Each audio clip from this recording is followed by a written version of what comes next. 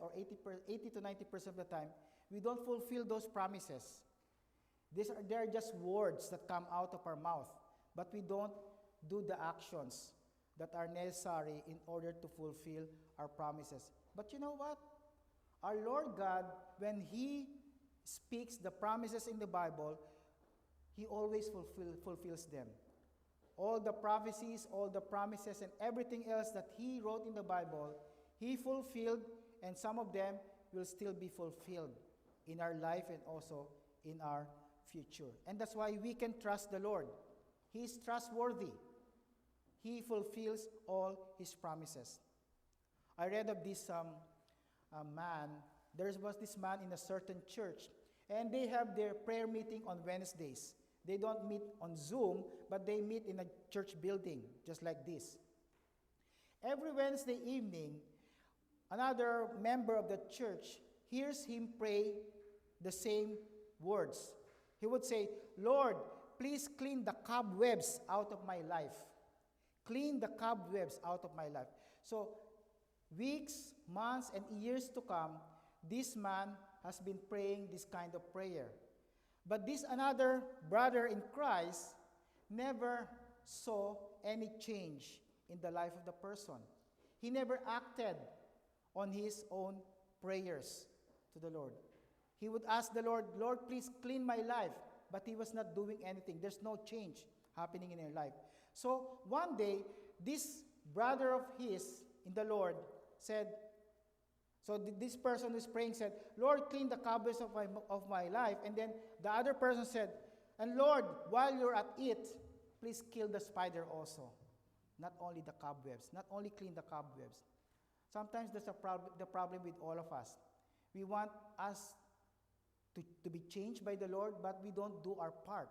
We have a responsibility. We need to change our attitudes. We need to change the way we respond to circumstances in our life. Back in chapter 9 of Nehemiah last week, I talked about the prayer of the people of Israel. They recognized the greatness of God. They acknowledged the grace of God. They acknowledged the goodness of God. And in their prayer, they said, "Lord, we have done foolishly in your sight. We have done so many wicked things. Even though you sent so many prophets and good teachers to all of us so that we will turn away from our sins, we never turned away from our sins. Perhaps for some time we came back to you, but after some time we always go back to idolatry." But the end of chapter 9 and also the start of chapter 10, especially the first 27 verses, the people of Israel, together with the leaders, including Nehemiah and Ezra, the scribe, the Bible teacher, made a covenant with the Lord. And during the time when they make covenants, they have a big scroll, a long scroll, and all of them will sign, especially the leaders of their own families. They will sign that covenant. And what's in that covenant? We will see what's in the covenant, but essentially they were saying, "God, we're going to be true and faithful to you." So they essentially make a promise to the Lord. And in that time, they call it like a vow, an oath of covenant to the Lord, saying to the Lord, "Lord, we have signed our names into this scroll, and this the testimony that we are going to fulfill and make through all our promises to you, because you are our God." Nowadays, we don't make vows or oaths, because as I've said a while ago, when we try to make promises, even not only to our family or even to our church family, but especially to our God, most of the time we do not fulfill them. "Lord, I promise this coming week I'm going to read my Bible, 1 chapter a day." And then next Sunday comes, I ask you, "How's your promise to the Lord?" "Oh, Pastor, I'm going to do that again next week. I'll try again next week."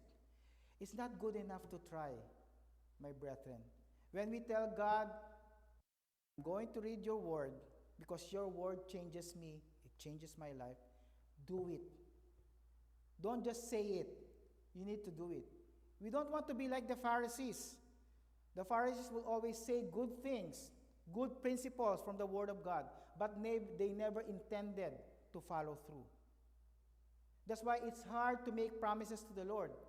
And for us, rather than make promises, we need to depend upon the promises of God instead. Because if He says that the Word of God is alive, it's quick, and it's active, it's powerful, it changes your life, then we can be trusting God that when we read this Word, when we apply His Word into our life, then we will be changed. It's better not to make promises rather than make promises and not fulfill them. One preacher said, "The victorious Christian life is a series of new beginnings."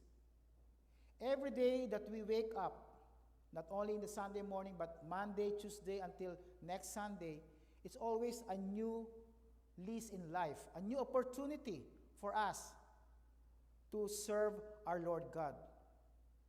In Psalm 37, verses 23 to 24, it says, "The steps of a good man are ordered by the Lord, and He delights in His way." And that's why we don't make promises to the Lord as much possible, because we just let Him change our life. Let Him fulfill His promises to all of us. But of course, He wants us to be responsible with what He has given us. Because remember, we are not owners of everything that we have right now. We are managers. We're stewards. We supervise the things that He gives us. Our properties, our family, even the Bible that we read, it's not our own. It's from the Lord. But He wants us to be good stewards of what He has given us. When people make promises, just like the people of Israel in chapter 9, how do we know that they are really sincere? So we know that people are sincere in their promises if they follow through, if they do what they promise to do for the Lord or for other people. So the question for all of us is, are our promises to the Lord sincere? And how do we know if we are following up or following through with what we have promised to the Lord? So let us open first with a word of prayer. Father in heaven, we know that the flowers fade, the grass withers, but the word of God shall stand forever. We know that this word that we have right now in our hands, or either in our phones, digitally, O Lord, they are from you. They are authored by the Holy Spirit as He moved the minds of the authors, the human authors. I pray, Lord, that as you move those authors, Lord, you will move our hearts also. You will help us, Lord, not really to make promises, but to follow through with what you have commanded us, O Lord, to do. To study your word, to apply it, and to let it change our life. Help us, Lord, not to say words, but also to follow through with actions, O Lord. Because the Bible says, if our faith is really genuine and sincere, then actions will follow as a result. So help us, Lord, just like the people of Israel in this chapter of Nehemiah, Lord. As they make this covenant to the Lord, they follow through with three important and essential elements that testify that they are sincere to their promises to the Lord. In Jesus' mighty name I pray. Amen. So the first thing to know if our promises to the Lord are sincere, if we are following through, is first, if we submit to the Word of God. If we submit to the Word of God.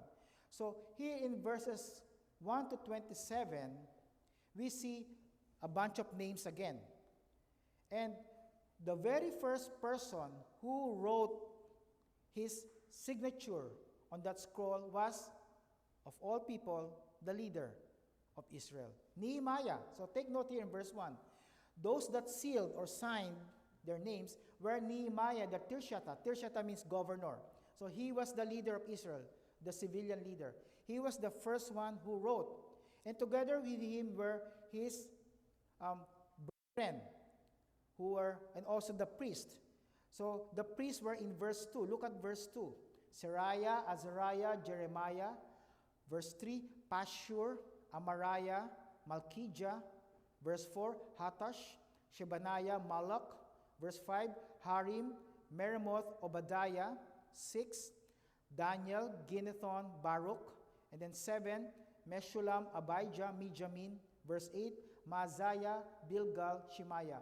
These were the priests. So after the civilian leader, the priest, the spiritual leaders also signed. And it's very important because leaders should lead by example. How can people follow them if they're not the ones starting the sealing or the signing of the covenant to the Lord? And in this way, they are submitting to the Word of God. The word submit means to yield, to surrender, to understand that the Word of God holds the authority in their life and also in our life.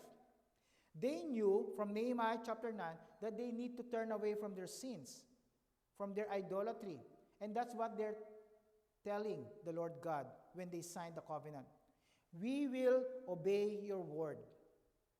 We will stick to what you said to us, that we should not bow down to idols.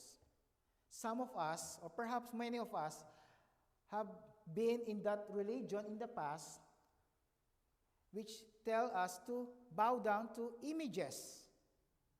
And we call them idols. And that past religion that we have tells us that the 10 Commandments are such and such from 1 to 10, but they miss one important commandment that they always ignore, especially in their spiritual leaders teaching their congregation. And you know what is that most important commandment that they miss or ignore? Thou shalt not bow down to images, or thou shalt not make graven images, whether in heaven or in earth. Idols, statues, images that they bow down to when they have their so-called services. And the Bible says God is a jealous God. He doesn't want his people to bow down to worship those idols, those images, those statues. But for you who are Christians right now, you might say, well, I don't bow down to images or statues. But don't you spend so much time in your technology, in your digital technology?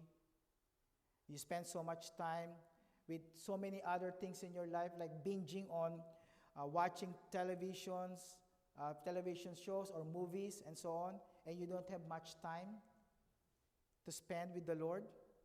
That's also idolatry.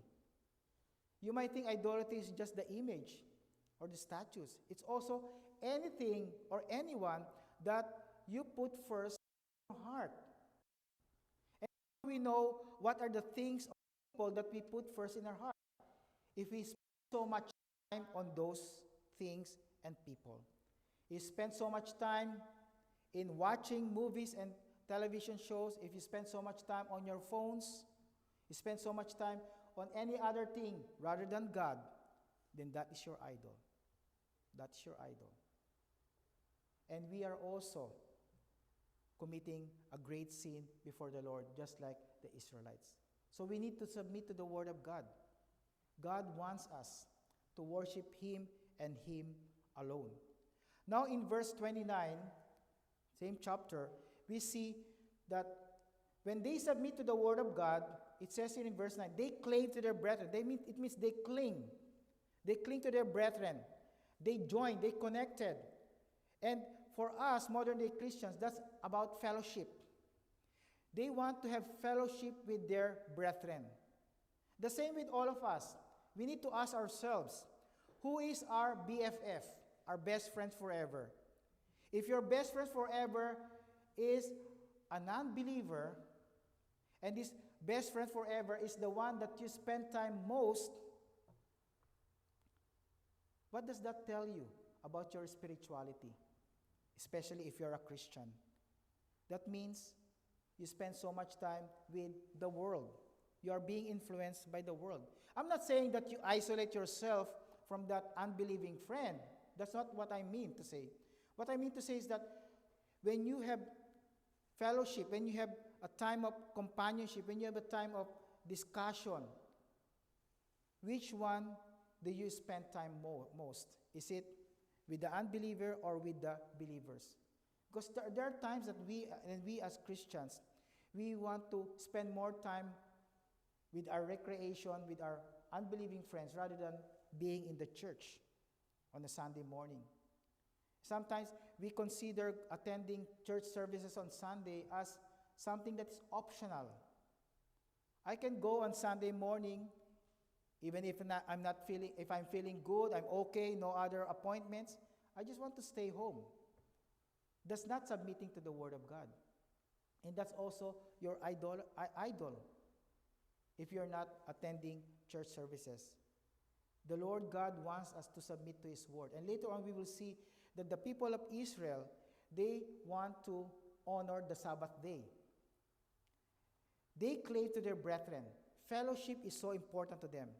And that's why not only Sunday morning, even on Wednesday night, even on Zoom, we gather together for prayer time and Bible study. Because we need encouragement from one another.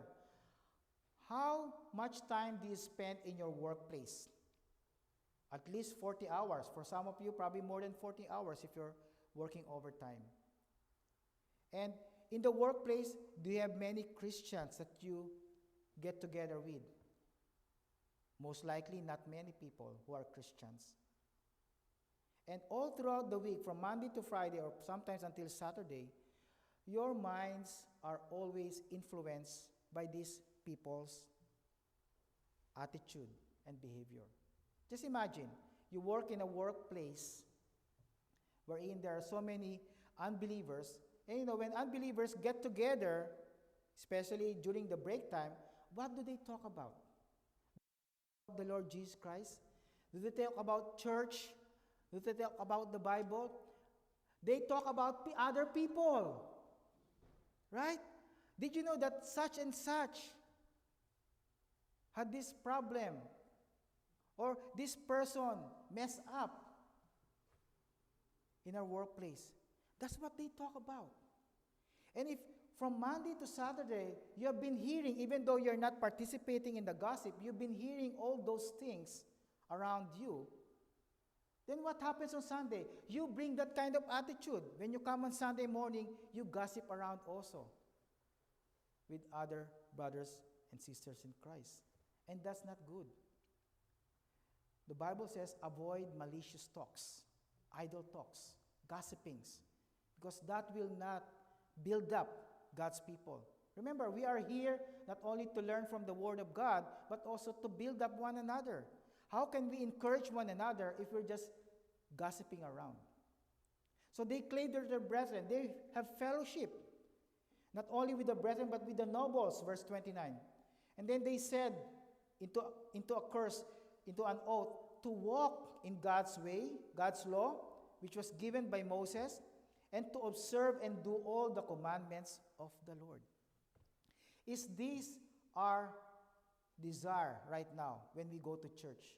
To walk in the way of the Lord and to obey His word. There are so many things that we can do in order to obey the word of God. And it's all in the Bible. And the Apostle John says in 1 John chapter 5, verse 3, His commandments are not grievous or burdensome. We might think that the Word of God and the commandments of God are so heavy upon us. No, it's not really hard to obey the Word of God.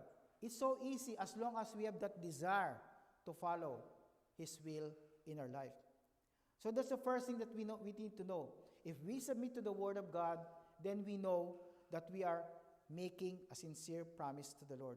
Secondly, we know that we are sincere in making our promises if we separate from the world.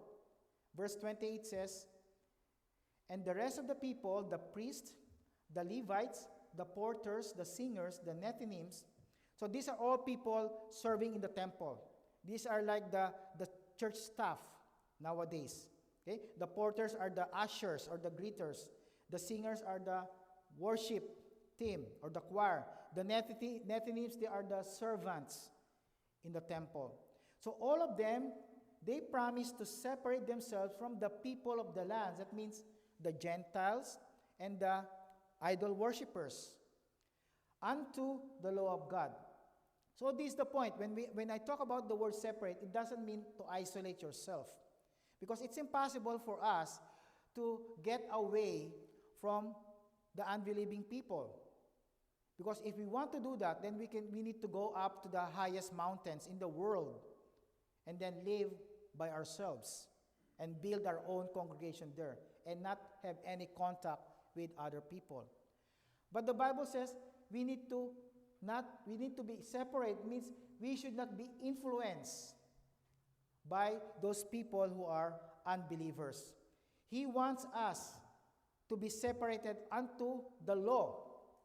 So when you separate yourself, you separate yourself from the world, but you separate yourself unto the Word of God. So when you separate, you have two things to think about. You get away from things that will influence you for evil things, but go into the thing that will influence you to do what is good in your life. So separate from the world, but separate to the Word of God. And again, that means obedience and submission to the Word of God. So they wanted to walk in the law of God and to observe and do all the commandments. Separation is just simply total devotion, being passionate. Jesus Christ said to this scribe who asked him, "What is the greatest commandment?" He said, "Love the Lord your God with all your heart, soul, mind, and strength." And the second is, love your neighbor as thyself. That's what it means by separating from the world and separating unto the Word of God. Commitment to God and His Word. There were two special areas of concern that were mentioned here in terms of separation. So in verse 30, he said, that we would not give our daughters unto the people of the land, nor take their daughters for our sons. So what does that mean? He's talking about marriage. In marriage, we will not allow our sons to have marriage with the daughters of the Canaanites or the Gentiles, and our daughters will not have any marriage with the sons of these Gentile people. It's not just about the difference in the race. It's about their beliefs. Remember, the Gentile people during the time of the people of Israel, they're idol worshippers. Nowadays, we don't make separation between Filipino and Chinese or American and Filipino, American and Chinese. Because the important thing in the Bible right now, especially in our times, is two people getting married should be equally yoked. That means they are both believers in Christ and serving Him faithfully in their church. Because, you know the word yoke, and that's why the Apostle Paul uses the word yoke when he talks about relationships, especially in terms of marriage. Because the yoke is the instrument or the tool that you use in farming during that time. And that yoke partners one animal with another. So when he said, do not be unequally yoked, you're the person with that one portion, the yoke. Your partner in farming should be in the same yoke or same relationship, same spiritual belief. So what would happen if you are unequally yoked? For example, there's a cow and another one will be a horse. They will not be going together because they will be going separate ways. And if they go separate ways, what happens if they go separate ways? They will not achieve the goal of farming. The same with Christians. If you, especially if you're single right now, you get married with an unbeliever, you will go this narrow, straight path, the path of the Lord Jesus Christ, but your spouse will go the other way. And what happens if your spouse goes the other way and you go the straight and narrow way of the Lord Jesus Christ? you will not achieve the same goal. And that's the point of the Bible teaching us, not to be unequally yoked. But just a word of caution, if you are already married with that unbelieving spouse, the Bible says, do not divorce that person, of course. Just pray for that person that sooner your spouse will come to know Jesus Christ as your Lord, as his Lord and Savior. But before you get married, you need to understand that your relationship should always be with another Christian. And this applies also sometimes to major business transactions, especially if you would want to establish a business and you are like the co-owners, you are the Christian co-owner, and your friend who is an unbeliever is a co-owner. That's a big problem also, because your values, your principles will differ in some ways. And that's why, although it may not completely be, you may not be completely influenced by your partner in the business, but it could be an influence upon you also, and that could destroy your testimony and witness as a Christian. But most importantly, marriage is so important in the Bible. According to separation, we need to be always connected with people who are believers, especially in terms of marriage. Another aspect that he talks about here is about the Sabbath. So verse 31 says, if the people of the land bring ware, like food or equipments or anything, any product, Sabbath day to sell, we would not buy it of them on the Sabbath or on the holy day, and that we would leave the seventh year and the execution of every debt. So for the Jewish people, Sabbath day is a very religious event that they want to honor, because they were given that regulation to honor the Sabbath day. And the Sabbath day for the Jewish people is, of course, our Saturday. That's the Sabbath day. That's why there's one Jewish synagogue here in Richmond. I think it's on Francis, somewhere on that area. You can see that from Friday evening until Saturday evening, you cannot see them get out of their homes. There's this bakery on Goddard City and Blandel. They offer kosher food, kosher breads, and I don't know if the owner is Jewish, but the previous owner was Jewish, and this new owner, he wants to honor also the wishes of the previous owner who was Jewish. So Friday evening to Saturday evening, they're not open. The bakery is not open. So it's really a big deal for them to honor the Sabbath day, because they want to just rest on their homes and worship the Lord God with their family. They don't want to do any kind of work, actually. Any kind of, even simple work in their homes. They are not allowed to do that. But the question is, for all of us modern day Christians, are we supposed to recognize and obey the Sabbath laws or the Sabbath principle? Of course not. We are not Jewish people, we are Gentiles. The day that we honor is the Sunday. And you know why we honor Sunday? Because we recognize the resurrection of our Lord Jesus Christ that took place on a Sunday.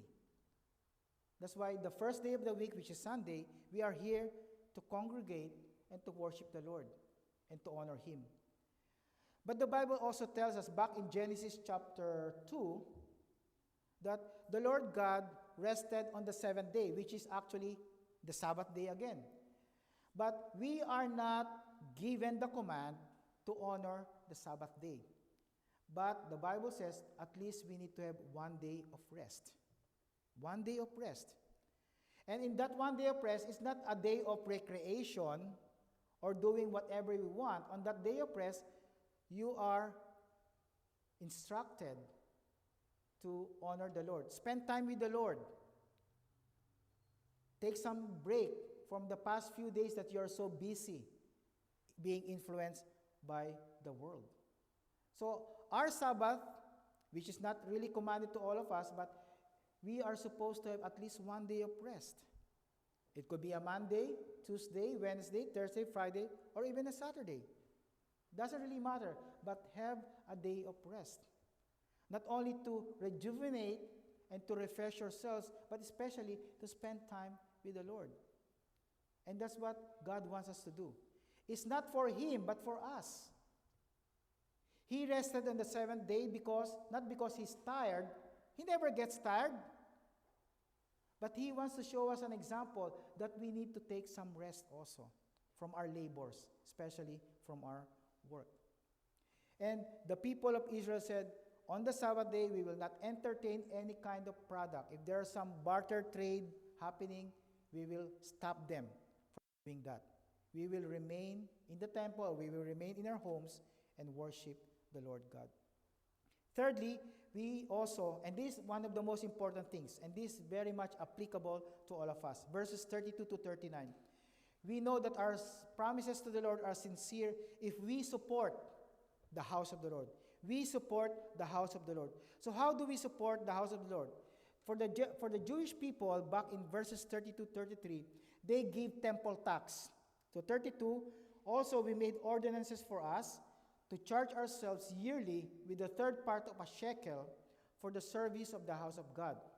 Verse 33, for the showbread, for the continual meat offering, and for the continual burnt offering of the Sabbaths, of the new moons, for the set feast, and for the holy things, and for the sin offerings, to make an atonement for Israel, and for all the work of the house of God.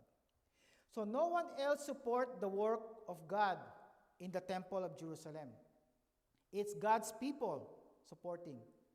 One time, we had a visitor here from another religion, a Filipino lady, and she cannot stop herself from asking me this question, Pastor, how do you get money for your church? Because, in her religion, people donate money, right? And also, from the Vatican City, they get funds for that local church in that religion. So she said, how do you get support with your paying for this rent, for everything that you need to pay for, the expenses? It's from the family, from the church family. Really? How can you do that? How is it possible? Just a few of you supporting this building, supporting the ministry of this church? That's what the Jewish people were doing. They do not depend on outside help, but they depend on everybody. Even though there's only a few of them or only a few of us, we support ourselves because God provides for us. And we know that God is going to provide for us continually through His people. We don't need to seek other people's help or to seek funding from other groups in order to sustain the ministry of this church. That's what they're doing. That's why they gave a third part of a shekel in order to support the work of God. Because during that time, they need to support who? The Levites, the priest, the high priest, and all the other staff. They don't work. They work full-time in the temple. And those people, ordinary people who are not Levites or priests, they're the ones supporting the staff in the temple of God. In verse 34, they also support by giving wood offering. Verse 34 says, we cast the lots among the priests, the Levites, and the people for the wood offering to bring it into the house of our God after the houses of our fathers, at times appointed year by year, to burn upon the altar of the Lord our God, as it is written in the law. Wood offering is so important for them to sacrifice their animals. We don't sacrifice animals right now, so this does not apply to us. We don't need to bring wood offering right here, unless we have a fireplace here and burn that wood to make this warmer. But we have our heater here in order to warm us in the cold seasons in our city. So we don't need the wood offering. But now here in verse 35 to 37, we see the first fruits. They support the house by bringing the first fruits. Verse 35, to bring the first fruits of our ground. Okay, that means the product from their crops, from their farming. The first fruits of all the fruit of all trees, year by year unto the house of the Lord. So everything that they earn, not necessarily the money, but especially the fruits that they got from their farming, they offer it to the Lord. And take note, first fruits, the best part. You know, the first fruits will be the best part of the crops, right? They don't give the leftovers. Sometimes we Christians, we give God the leftovers rather than the best and the first. What is the importance of giving Him the first rather than the leftover?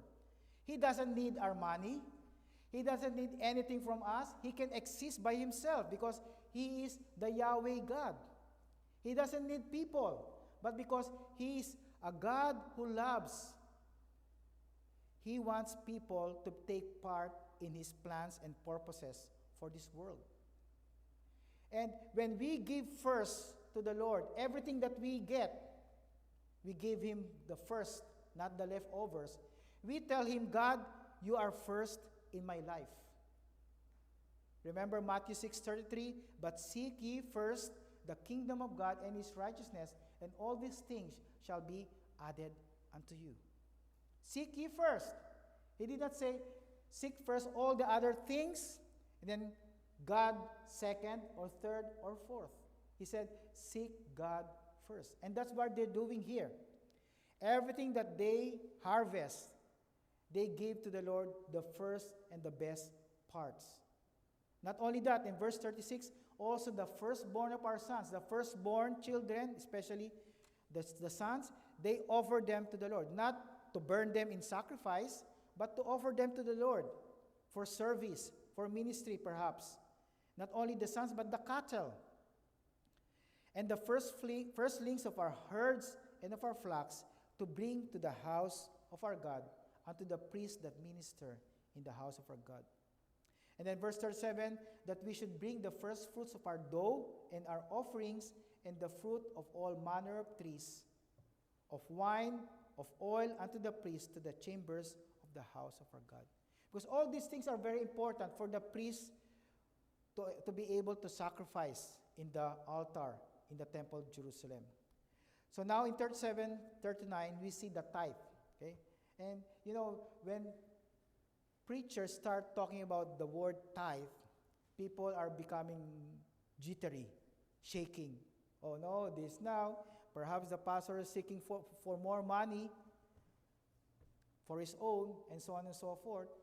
But the Bible tells us that these tithes are not from the pastor. This is not the teachings of the spiritual leaders. This is the teaching from the Word of God. So the last part of verse 27 says, we're going to bring also the tithes of our ground unto the Levites. Okay? Tithes of our ground, that means the products of their farming, they're going to give 10%. The word tithe means 10% to the house of their God, to the Levites.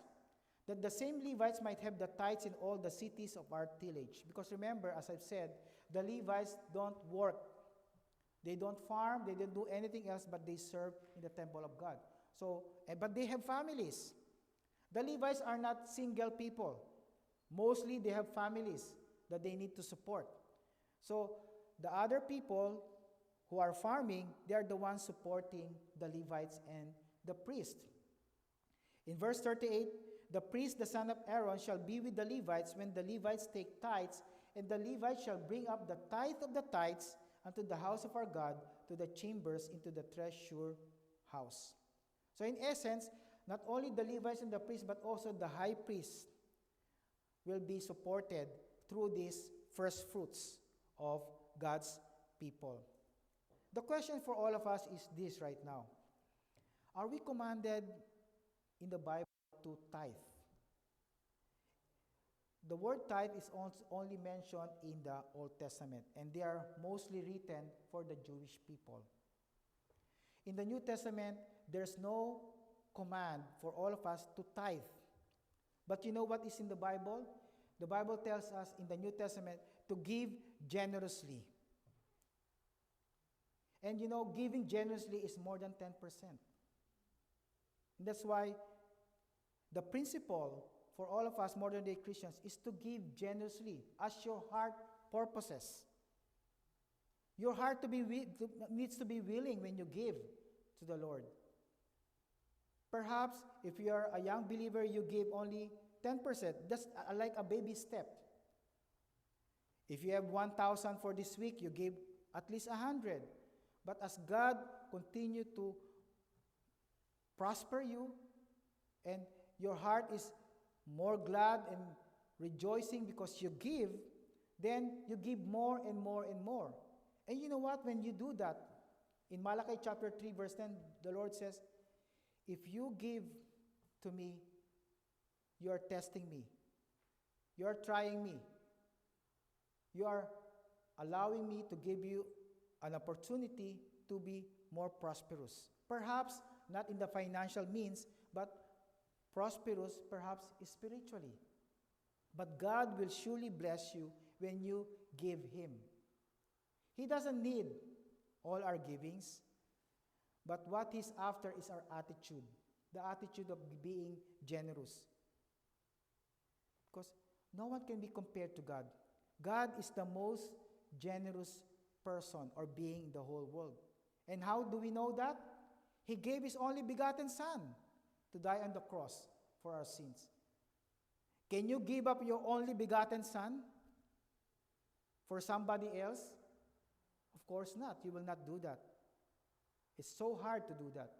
But God did that to all of us so that we can be forgiven of all our sins. So, His generosity is way more than our generosity. He wants us to give not only for the ministry, but to show to Him that we make Him first in our life. In the book of Haggai, chapter 1, the people of God, when they came back to Jerusalem after the 70 years of Babylonian captivity, were so busy beautifying their houses. Oh, I'm going to have a good design in my house. I'm going to have lots of properties and so on. But on the other hand, they forgot the temple. The temple is so messed up, full of garbage because of the destruction many, many years before that. They did not care about the spiritual, the ministry that God wanted them to do for Him. They took care of their material needs first rather than God Himself. And that's not good in the eyes of God. He wants us to support His house, His temple, His ministry.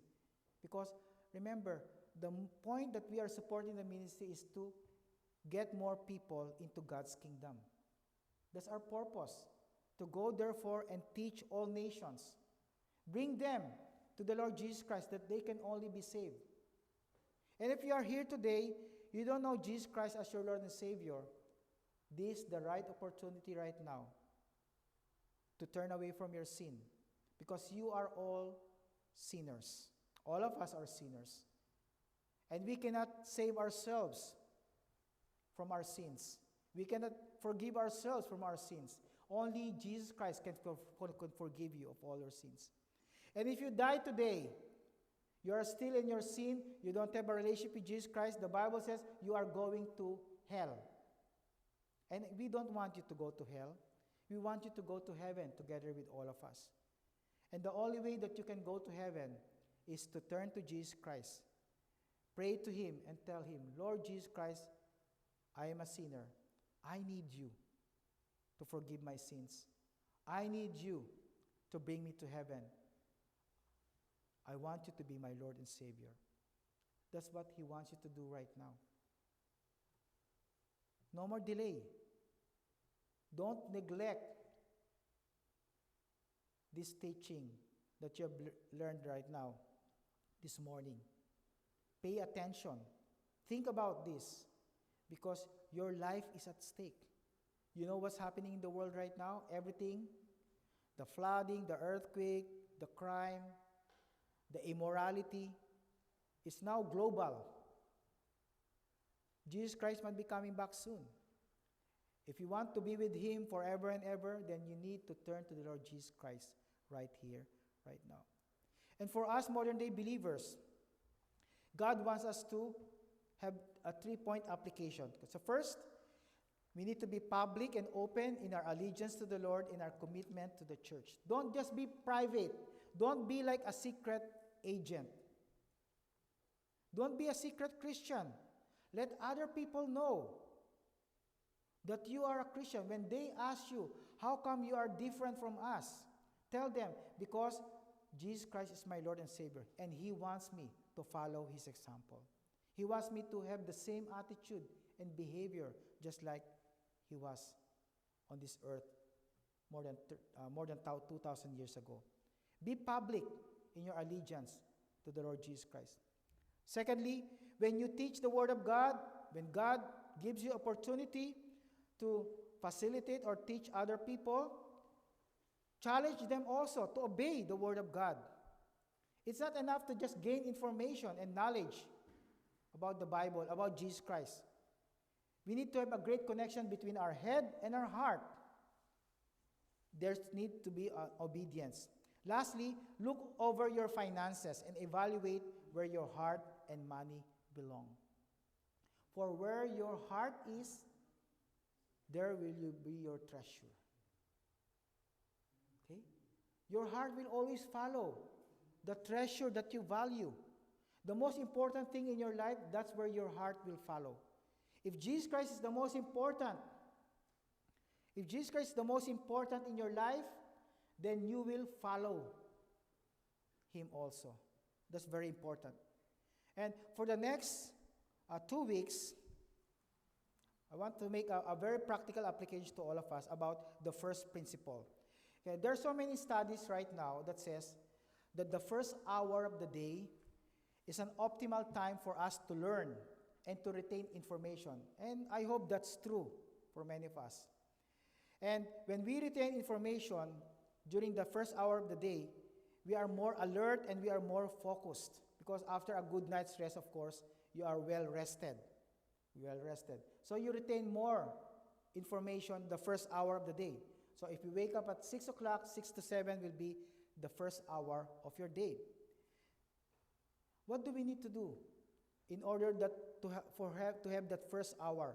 Let go of your plans, because the first hour of your morning belongs to the Lord. Tackle the day's work that He charges you with, and He will give you the power to accomplish it.